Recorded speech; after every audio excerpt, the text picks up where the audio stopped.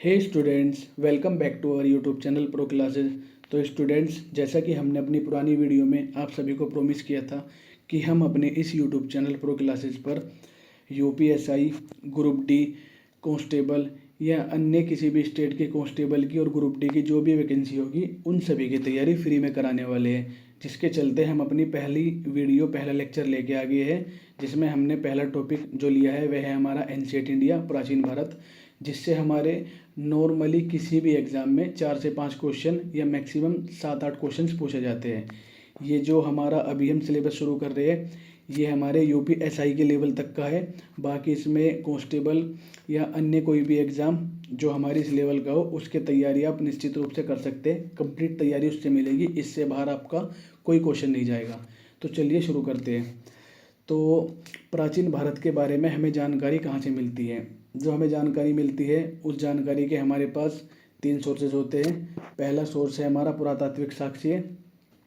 जो हमारे पुरातात्विक साक्ष्य है इट मीन्स जो भी हमें खुदाई से साक्ष्य प्राप्त हुए, ये जो एविडेंस हमें खुदाई से मिलते हैं जैसे कि भवन, सिक्के, अभिलेख, मोहर या चित्रकला या कुछ अन्य जो भी चीज़ हमें खुदाई से मिलती है, खुदाई के द्वारा प्राप्त होती है, वे सब हमारे पुरातात्विक साक्ष्य होते हैं।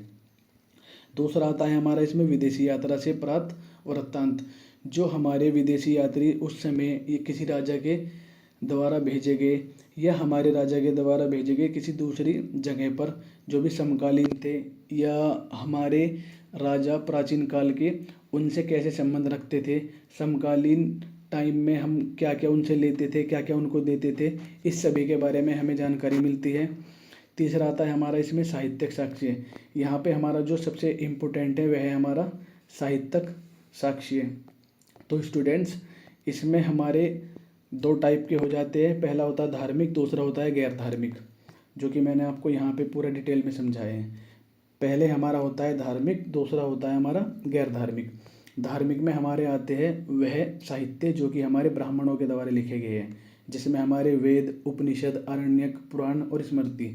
स्टूडेंट्स, आप लोगों को मैं बता दूं, ये जो आरण्यक है ये हमारा बहुत इम्पोर्टेंट, इससे क्वेश्चन बनता है। अक्सर क्वेश्चन जिसमें यहाँ पे देखा गया है, तो आप इसको जरूर याद रखिएगा कि आरण्यक हमारे किसका स्रोत है? ये हमारे ब्राह्मण साहित्य का स्रोत है। दूसरा आता है हमारे इसमें गैर ब्राह्मण। गैर ब्राह्मण में हमारे 2 टाइप के आ जाते हैं, बौद्ध और जैन। ये हमारे होते हैं जो बौद्ध भिक्षुओं द्वारा लिखे गए, जैसे कि हमारा सुत्त पिटक, विनय पिटक, अभिधम्म पिटक। ये हमारी बुद्ध के 3 पिटारे भी बोले जाते हैं, इसीलिए इनका नाम ऐसा है और अक्सर ये पूछ लिए जाते हैं। और साथ ही साथ इनसे यहाँ पे क्वेश्चन कैसे बनता है मैं आपको वो भी बता दूँ। यहाँ पे क्वेश्चन बनेगा कि बताइए निम्न में से कौन सा बौद्ध ग्रंथ से संबंधित नहीं है। कोई भी आपको इनमें से 3 दे देगा और चौथा आपको किसी से रिलेटेड दे देगा। जहाँ तक चांसेज है यहाँ पे हमारा देगा आरण्यक, क्योंकि इसमें हमारा थोड़ी सी हम लोगों को कन्फ्यूज़न हो जाती है। इसी के साथ हमारा यहाँ पे आता है जैन ग्रंथ। जैन ग्रंथ में आते हैं हमारे कल्पसूत्र, भगवती सूत्र और आचारांग सूत्र। आचारांग सूत्र स्टूडेंट्स, यहाँ पे हमारा जैन धर्म के जो ग्रंथ हैं उनको हमें याद करने के हमारे पास बहुत ही ईजी तरीका है, जिसके भी लास्ट में हमारे सूत्र लगाओ, समझ लेना कि वो हमारे जैन ग्रंथ हैं। और यहाँ पे भी इसी टाइप का क्वेश्चन बनता है। यहाँ पे हमारे 2 टाइप के क्वेश्चन जनरली बन जाते हैं। पहला तो कि निम्न में से बताइए कौन सा जैन धर्म से संबंधित नहीं है, या दूसरा बता देगा कि बताइए इनमें से जैन धर्म के द्वारा लिखा गया कौन सा ग्रंथ है, या इनमें से कौन सा ग्रंथ जैन धर्म के बारे में बताता है। इस प्रकार यहाँ पे कोई भी क्वेश्चन बन सकते हैं। वहीं पे हमारा आगे आता है गैर धार्मिक साहित्य स्रोत। जो गैर धार्मिक साहित्य स्रोत है इसमें हमारा सबसे इम्पोर्टेंट है कश्मीर कलहन। ये हमारा कलहन जो था एक लेखक था जिसने कश्मीर के राजा के बारे में एक किताब लिखी थी जिसका नाम था राजत तरंगिणी। और अक्सर ये क्वेश्चंस पूछा जाता है, पीसीएस में आया हुआ क्वेश्चन है। झारखंड पीसीएस में भी आया हुआ है, मध्य प्रदेश पीसीएस में भी आया हुआ है, उत्तर प्रदेश पीसीएस में भी लगभग 2 बार आया हुआ है। आगे आता है हमारा हरचरित अर्थशास्त्र। अर्थशास्त्र आपको पता ही है कि किसने लिखा है, ये हमारे कौटिल्य के द्वारा लिखा गया बहुत फेमस ग्रंथ है। नेक्स्ट इसमें आता है हमारा संगम साहित्य। संगम साहित्य हमारा बताता है साउथ के बारे में। साउथ के राजाओं के बारे में कि उनके आपस में कैसे संबंध थे और उन्होंने कैसा शासन किया और किसने कितना शासन फैलाया, जिसमें हमारा मेनली चोर, चेल, पांडव इत्यादि शासक आ जाते हैं। तो स्टूडेंट्स चलिए अब हम शुरू करते हैं आगे। यहाँ से हमारा मेन एंशियंट इतिहास शुरू होता है। ये स्टूडेंट्स मेरे हैंड रिटन नोट्स हैं जो कि मैं अपनी बहुत मेहनत से कई सारे सोर्सेज से, कई सारे मटेरियल से इकट्ठा करके PYQ देख के बना रहा हूँ। इससे बाहर यकीन मानिए एक भी क्वेश्चन नहीं आएगा। तो इसमें हमारा जो पहला आता है वह है हमारा प्रागैतिहासिक काल। यहाँ पे नॉर्मली क्वेश्चन बनता है कि बताइए इनमें से हमारे लिखित एविडेंस किस में नहीं पाए जाते या लिखित साक्ष्य किसके नहीं पाए जाते। उसमें हमको 3-4 ऑप्शन दे देगा, प्रागैतिहासिक काल दे देगा, अर्ध प्रागैतिहासिक काल दे देगा, या ऐतिहासिक काल दे देगा, या ताम्रपाषाण काल दे देगा। तो जो हमारे लिखित एविडेंस नहीं पाए जाते वे किस में नहीं पाए जाते हैं, वह हमारे प्रागैतिहासिक काल में नहीं पाए जाते हैं। सेकंड है हमारा अर्ध ऐतिहासिक काल। अर्ध ऐतिहासिक काल या आधा ऐतिहासिक काल वह ऐतिहासिक काल है जिसमें हम लोगों को लिखित भाषा तो मिल चुकी है लेकिन अभी तक वे पढ़ी नहीं गई है। जैसे कि हमारी सिंधु सभ्यता। सिंधु सभ्यता के आप सभी को पता है कि एक क्वेश्चन यहाँ पे ये भी बन सकता है कि सिंधु सभ्यता हमारी नगर नियोजन के बारे में बहुत फेमस थी। सिंधु सभ्यता की जो हमारी नगर नियोजन व्यवस्था थी वो बहुत उत्तम व्यवस्था थी। और यहीं पे हमारा इसमें इसकी नालियों की जो क्वालिटी थी, जो पानी सप्लाई के बारे में मिलता है, वे भी हमारा बहुत अच्छे से मिलता है। यहाँ पे इससे क्वेश्चन भी बनता है कि बताइए निम्न में से सबसे उच्चतम नगर व्यवस्था किस में थी। अभी CSIR का एग्ज़ाम हुआ था, उसमें भी इसमें से क्वेश्चन देखने को मिला। और तीसरा आता है हमारा ऐतिहासिक काल। ऐतिहासिक काल हमारा वह काल होता है जिसके हमें लिखित साक्ष्य मिल चुके हैं और जिसके हम लिखित साक्ष्य पढ़ भी चुके हैं। जैसे कि हमारा उत्तर ऋग्वेदिक काल, ये हमारा यहाँ से शुरू हो जाता है।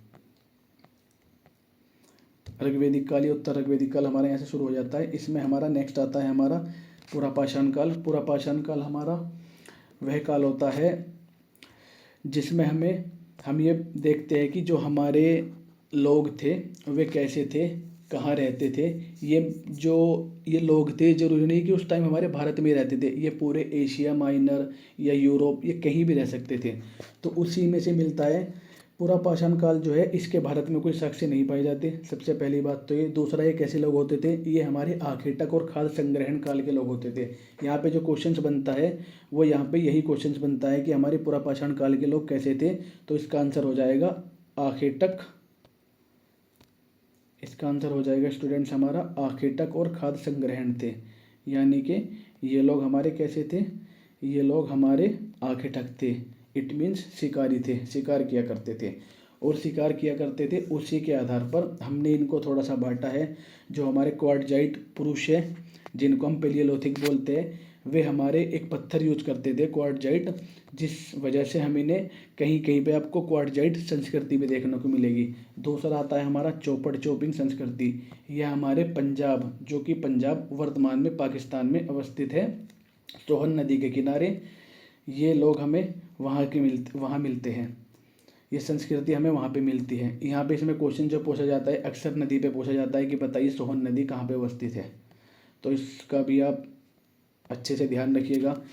और यहाँ पे इसमें भी क्वेश्चन ये भी बन सकता है कि जो हमारे हस्तहाथ संस्कृति या हैंड एक्स, यानी कि जो हमारी हाथों की जो कुल्हाड़ी होती थी, जो हाथों से बनी कुल्हाड़ी होती थी, कुल्हाड़ी हमारी इस टाइप की होती थी कि यहाँ पे हमारा कहीं कहीं तो एक बड़ा पत्थर होता था, उसमें इस टाइप का एक छोटा पत्थर हो जाता था, या कहीं में हमारी कोई लकड़ी होती थी और उस लकड़ी में हमारा छोटा सा पत्थर हो जाता था। इस टाइप की हमारी कुल्हाड़ी रखते थे जिससे शिकार किया करते थे। ये हमारी जो कुल्हाड़ी देखने को मिलती है हमारी मद्रास में देखने को मिलती है, जिस वजह से हम इसको मद्रासीन संस्कृति भी कहते हैं। नेक्स्ट हम आते हैं कि हमारे पुरापाषाण युग के जो स्थल है, जो क्षेत्र है, वह कहाँ कहाँ है। तो स्टूडेंट्स अभी हमने पढ़ा कि भारत में इसके कोई, हमें अभी ये तो नहीं पता लगा कि इसके इंसान थे या नहीं थे, लेकिन हमें कुछ यहाँ पे क्षेत्र मिल चुके हैं। जैसे कि हमारा आंध्र प्रदेश, तमिलनाडु या असम घाटी, महाराष्ट्र, नर्मदा घाटी। यहाँ पे जो क्वेश्चन बनता है, अगेन मैं आपको बता दूँ क्वेश्चन यहाँ पे जो अक्सर बनता है वो सोहन नदी भी बनता है। पूछते हैं कि सोहन नदी कहाँ है और यहाँ पे इन सोहन नदी पर जो संस्कृति पनपती थी या जो संस्कृति रहती थी वह थी हमारी चौतारा संस्कृति। ये भी आप नोट डाउन करके रखिएगा।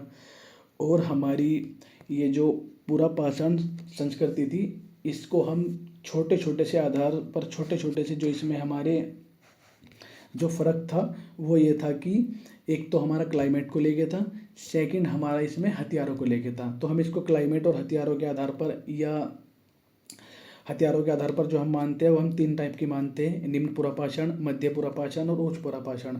उच्च पुरापाषाण से यहाँ पे हमारा क्वेश्चन बनता है, क्योंकि पहली बार जो होमो सेपियंस, जो ह्यूमन प्रजाति, होमो सेपियंस जो हमारा नाम होता है ये इंसान का बायोलॉजिकल नाम होता है। इसलिए यहाँ से क्वेश्चन एक बन जाता है कि जो इंसान प्रकृति के पहले इंसान या होमो सेपियंस प्रजाति किस काल में पाई जाती है, तो हमारी पाई जाती है पुरापाषाण के उच्च पुरापाषाण काल में। इसमें यहाँ पे स्टूडेंट्स मैं आपको एक छोटी सी बात और बता दूं कि जो हमारे ये काल है ये हमारे माने जाते हैं नॉर्मली 2 आधार पर। आपको पता होगा कि अब से लगभग 2100 साल पहले ईसा मसीह का जन्म हुआ था, जिसको हमने अपने टाइम का जो एक शुरुआत दौर माना था। यहाँ पे हमने टाइम को बांट लिया था कि ईसा मसीह से पहले और ईसा मसीह के बाद। तो जो अब वर्तमान में चल रहा है, जो ईसा मसीह के बाद का टाइम है, उसे हम हिंदी में बोलते हैं ईसवी। और जो इनसे पहले का टाइम जा चुका है उनको बोलते हैं हम ईसा पूर्व। ईसा पूर्व अक्सर आपने लिखा हुआ देखा होगा, इस तरह लिखा रहता है, ईसवी तो पूरा ही लिखा रहता है, जिसको हम नॉर्मली इंग्लिश में बोलते हैं बिफोर क्राइस्ट, ईसा से पहले। और वहीं पे हम इसको बोलते हैं आफ्टर क्राइस्ट, यानी कि ईसा के बाद। और इसके 3 नाम है, इसको हम बोलते हैं एनो डैमनी भी बोलते हैं और कॉमन इरा भी बोलते हैं। तो स्टूडेंट्स, इसमें मैंने जो भी टॉपिक कराए हैं, ये जो भी डेटा दिया है, ये पूरा ऑथेंटिक है और पूरा का पूरा आपके सिलेबस में आता है, कोई भी फालतू नहीं है। इससे बाहर आपका कोई क्वेश्चन नहीं आएगा, जो आएगा वो हम आगे कवर कर लेंगे। अभी हमारा ये टॉपिक इनकम्प्लीट है, इसमें हम एक लेक्चर और देंगे और इसका तीसरा लेक्चर फिर क्वेश्चंस का आएगा। हम अपनी जो ये सीरीज लेके चलेंगे इसी तरह से लेके चलेंगे कि किसी भी टॉपिक की 1 या 2 क्लासेस हम पूरी कर लेंगे। देन आफ्टर हम उसके बाद उसके कंप्लीट क्वेश्चन लगवाएंगे। क्वेश्चंस में हम उसके PYQ भी कराएंगे और जो भविष्य के भविष्य में आने वाले हमारे क्वेश्चंस हैं हम उनके भी प्रैक्टिस करेंगे। तो स्टूडेंट्स, हमारे यूट्यूब चैनल प्रो क्लासेस को फॉलो करिए और बने रहिए हमारे यूट्यूब चैनल पर। Thank you.